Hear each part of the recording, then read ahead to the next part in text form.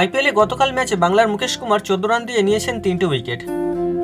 Out করেছেন ঋদ্ধিমান সাহা, রশিদ খান এবং নূর আহমেদকে। তবু একটি ভুলের কারণে দলের সিনিয়র সতীর্থের কাছে বকুনি খেতে হলো বাংলার ক্রিকেটারকে।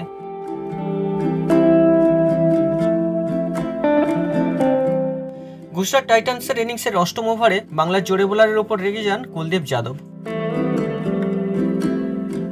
পরিস্থিতি সামলালেন দিল্লি ক্যাপিটালসের অধিনায়ক ঋষভ পান্ত।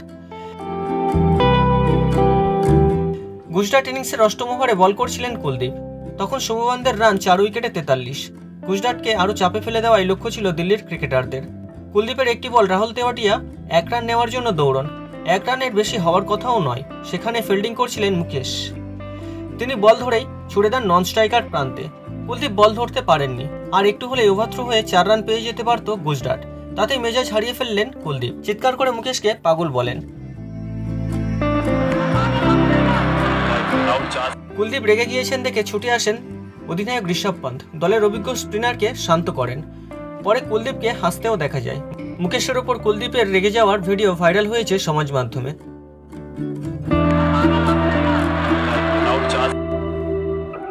গুজরাটের বিরুদ্ধে কুলদীপ উইকেট না পেলেও রান দিয়েছেন মাত্র 16। মুকেশ 14 রান দিয়ে 3টে উইকেট তুলে নিয়েছেন। উল্লেখ্য, নিজেদের ঘরের মাঠে গুজরাট প্রথম ব্যাট করে 20 ওভার খেলতে পারেনি।